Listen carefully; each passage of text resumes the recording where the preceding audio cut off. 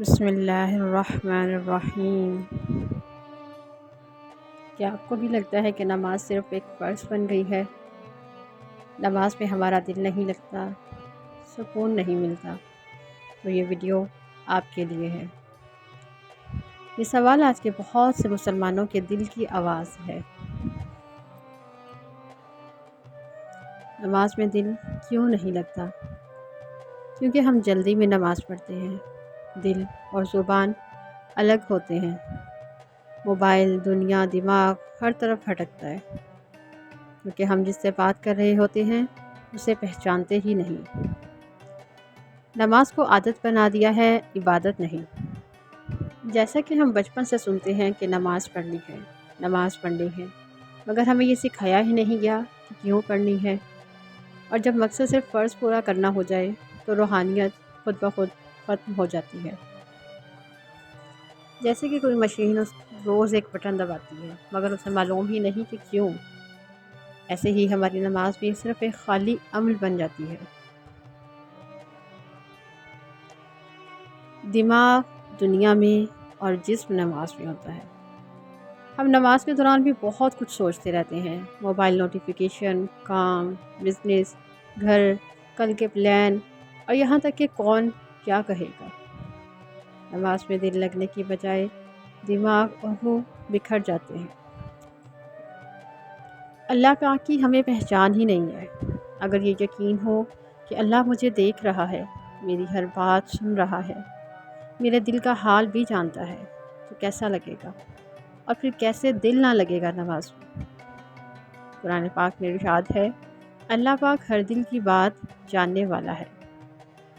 اللہ پاک کو جاننا شروع کر دیں۔ جب تک ہم اللہ پاک کو صرف نام کے طور پر جانیں گے، دل میں خشوع خضوع آئے گا ہی نہیں۔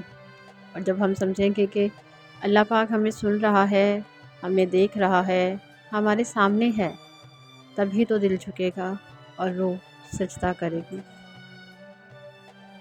زبان عربی میں، دل اردو میں۔ اگر ہم نماز کی آیات اور اذکار کا ترجمہ اور مفہوم نہ سمجھیں تو زبان کچھ پڑھتی ہے اور دل کچھ جانتا ہی نہیں۔ ہر آیت کو سمجھ کر پڑھیں، ہر سجدے میں اللہ پاک سے دل کی بات کریں، نماز کو ٹائم سے پہلے تیار ہو کر پڑھیں، موبائل دور کریں اور دل کو حاضر کریں، اور سب سے بڑھ کر نماز کو بوجھ نہیں، اللہ پاک کی محبت سمجھیں۔ قرآن پاک میں ارشاد ہے، بے شک نماز بے حیائی اور برائی سے روکتی ہے، لیکن وہی نماز جو صرف دل سے پڑھی جائے۔ سجدے کو بات چیت سمجھیں، رسم نہیں۔ نماز میں سب سے قریبی لمحہ سجدے کا ہوتا ہے۔ نبی کریم صلی اللہ علیہ وآلہ وسلم نے ارشاد فرمایا، بندہ اپنے رب کے سب سے زیادہ قریب سجدے کی حالت میں ہے۔ گناہوں کا بوجھ دل کو بوجھل کر دیتا ہے۔ جب دل پر گناہوں کی تہیں چڑھ جائیں تو عبادت کا نور اندر داخل ہی نہیں ہوتا۔ قرآن پاک میں ارشاد ہے، ہرگز نہیں، بلکہ ان کے دلوں پر ان کے اعمال کا زنگ چڑھ گیا ہے۔ روز توبہ کریں، استغفار کریں، دل صاف ہوگا تو نماز میں سکون خود بخود آئے گا۔ دل بے چین ہوتا ہے کیونکہ ہم دنیا سے جڑے ہیں، اللہ پاک سے نہیں۔ دل دنیا کے پیچھے دوڑتا ہے اور اللہ پاک سے کٹ جاتا ہے۔ اور پھر ہم جب نماز میں آتے ہیں تو دل ہمارا دنیا میں ہی رہتا ہے۔ بہت سے لوگ ایسے نماز پڑھتے ہیں جیسے جلدی سے ایک کام نپٹا رہے ہیں، نہ قیام ٹھیک، نہ رکوع، بس فرض مکمل۔ رسول اللہ صلی اللہ علیہ وآلہ وسلم نے فرمایا، وہ شخص چوری کرتا ہے جو نماز میں جلدی کرتا ہے۔ نماز میں آہستگی سے، خوشبو لگا کر، مکمل دھیان سے نماز پڑھیں۔ اور اگر ہم جان لیں کہ اللہ پاک کی عظمت کیا ہے، کہ وہ آسمان و زمین کا مالک ہے، تو ہم کانپتے ہوئے نماز پڑھیں۔ افسوس، ہم سمجھتے ہی نہیں، اور نماز کے بعد مانگی گئی دعاؤں میں ہم خود یقین نہیں رکھتے، اور پھر وہی مایوسی، وہی بے دلی۔ قرآن کریم میں ارشاد ہے، مجھے پکارو میں قبول کروں گا۔